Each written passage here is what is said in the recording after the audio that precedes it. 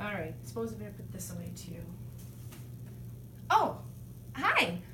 I'm Lori. I'm your instructor this semester for intercultural communication, and I'm just getting ready for your class, but before that, kind of have to put away winter break, and with it, winter.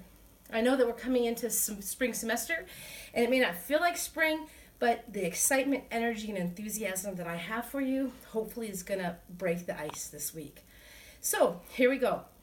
Here's my intro to who I am. I'm going to ask this week that you talk about who are you, and throughout the semester we'll cover 3 questions, in fact. Who am I, who are you, and what are we doing here together? Every communication course asks those questions, and part of who I am really comes into this display here, from the old books of being academic to the culture that you might find. I've done a lot of travel recently and reconnected with my Swedish as well as my Finnish ancestry. Lived in Denmark for a while, and some of these may speak to my religion, more likely to my cultural practice. And you'll learn more about what that means and how that has had an impact of who you are. Now, it's important to me that you find this a successful and an important class.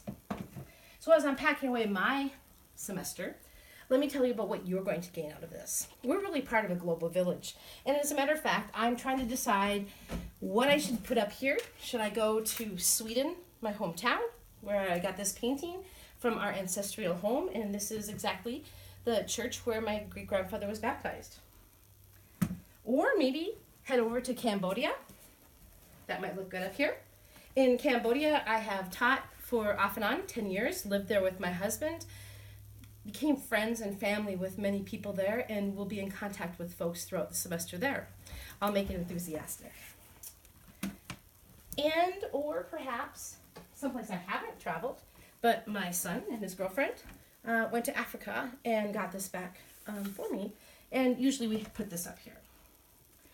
Quite some time ago, I had a chance to go to Guatemala and just got this for Christmas.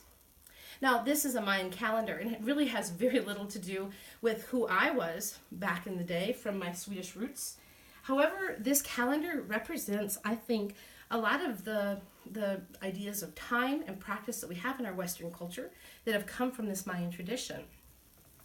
We oftentimes don't realize that maybe our ancestors truly believed that you had to feed this little elf, or else it would cause trouble with the particular crops. Maybe you didn't think very much about something that your parents gave you or was handed down through generations and where it came to be in your home.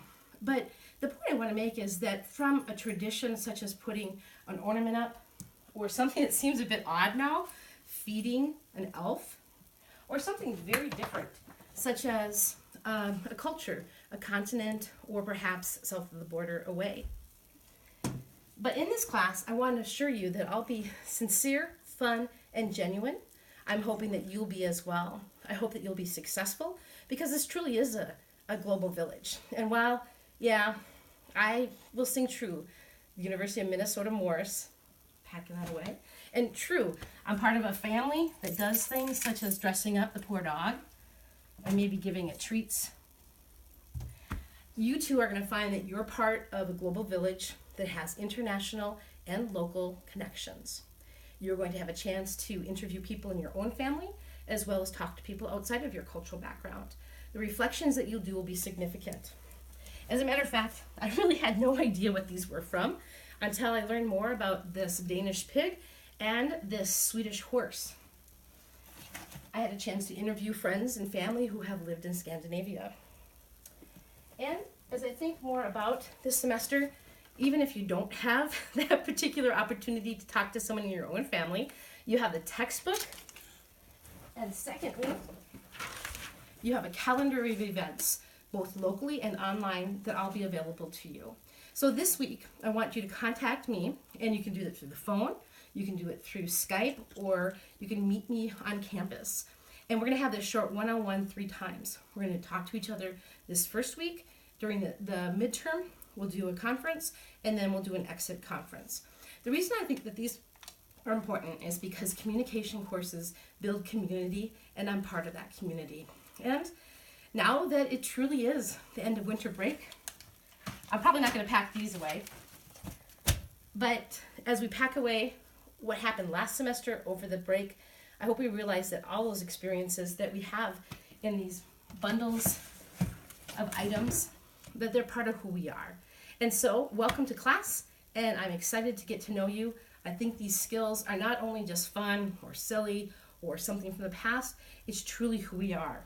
I've had a chance to live in 3 different continents and teach, and I never thought I would.